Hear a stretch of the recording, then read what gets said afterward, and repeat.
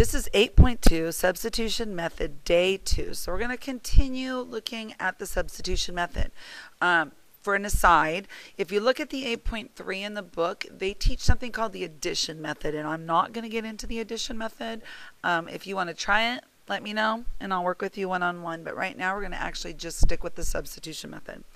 So again, we need it in a form where we have x equals something or y equals something. So we're going to take our equations there, and we're going to make it so one is that way. I'm just going to use this one. Doesn't really matter. I'm going to subtract, remember, both sides of our mirror.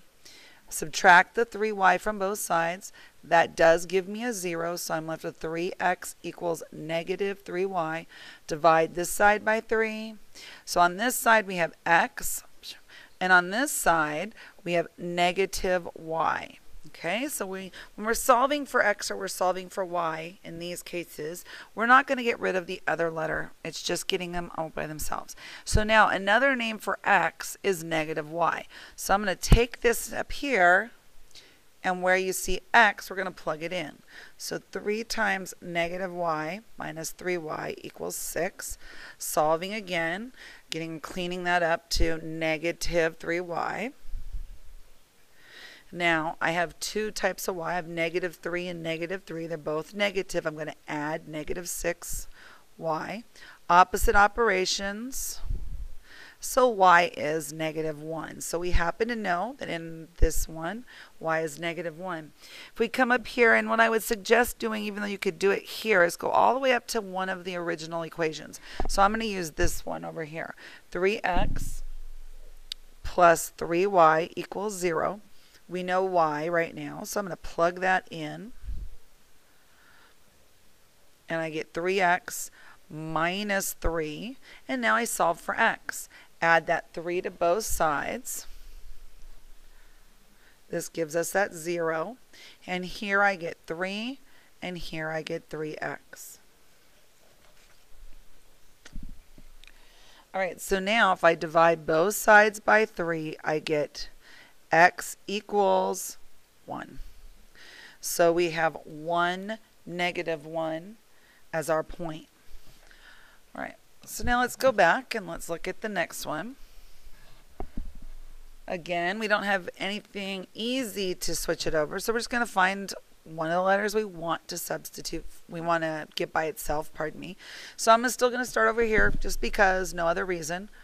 We're going to get this x by itself, so I'm going to add 2y to both sides. This gives me the 0 I was hoping for, and now I get 5x equals 2y minus 3. I now want to get rid of this 5, so I'm dividing by 5. Oh yeah, there's two things we could have done there. So x equals 2/5 y minus 3/5. Seems kind of odd, but it's not going to be that difficult after we make our first stop here. So right in there, 5 times, and instead of x, we get this mess, 2/5 y minus 3/5. And then we finish it off with plus 3y. Because that only takes up that one little spot of x. Now you'll notice there's a 5 outside, so I'm distributing it when I go to clean it up. Okay, so 5 times 2/5 y minus 5 times 3/5 plus 3y equals 17. Look at what happens here. 5 divided by 5 is 1, so I get 2y minus 5 divided by 5 is 1. 3 plus 3y equals 17. So those fractions weren't around for very long. Collecting our like terms, 2y and 3y gives me 5y minus 3 equals 17. Opposite operations, we're going to add 3 to this side, add 3 to this side. So we get 0, and we have 5y left on this side. On this side, looks like we have 20. Divide by that 5, and y equals 4. So now we know that our y is 4. We come back up here. Again, I would suggest not using this in case you made an error somewhere in here. Start with one of your two equations, and I like to start with the other. We did all this mess on this equation. I like to go to the other equation. So 5x minus 2y, and y we know is 4. or we think is 4.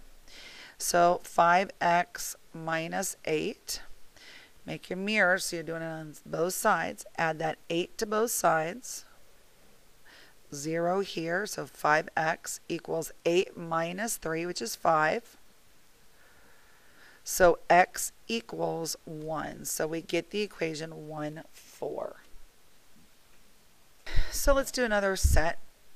Again, pick what you want to solve for. It's going to be B or C, one or the other. So I'm just going to solve for the B over here. Get rid of the 2c, so that means it's opposite, plus, minus 2c, so add 2c. This gives us a 0, and we're left with 3b on this side. And over here, 2c minus 7. Divide by 3, because we want to get rid of that 3. And here we get b is the same thing as 2/3 of c minus 7/3. Again, kind of ugly. Let's see what happens though. So we're going to take this and plug it in for b. And we get 5 times 2/3 c minus 7/3. And that's just the b portion. Now we got to get the rest of it. Plus 10c equals 15. And here we go. It's a lot of work, but we can do it if we take our time. So distributing to get rid of parentheses should be one of our first things we do every time. 5 times 2/3 c minus 5 times 7/3. It's not going to be as neat as the last problem we had. So remember, when you have a number without a denominator, you put a 1 on the bottom.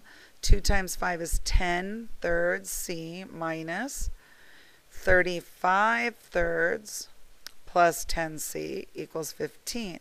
Now we can stick with the common denominators and everything else, but the other thing that's nice is let's just get rid of the fractions.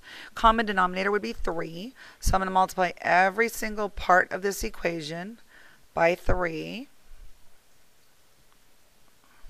Over here I get 45. Here I get 3 times 10, which is 30c. Here, 3 divided by 3 is 1, and I'm just left with 35, and it happens to be negative, and 10c. Now it's a much easier problem to handle. So again, I'm going to try to get this c by itself, and I'm going to do that first by collecting the like terms. So I get a positive 30 and a positive 10, which is 40c minus 35 equals 45. Opposite operations, so minus 35, so I add 35 to both sides. So now I get 0 here, so I bring down the 40c equals 80. Divide by 40, divide by 40, so c equals 2. All right, so now we're going to take 3b minus 2c equals negative 7, and we're going to plug in that 2 for c and see what happens. Oops. All right.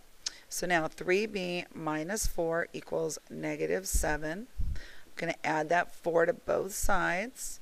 So I get 3b equals negative 3. Divide by 3.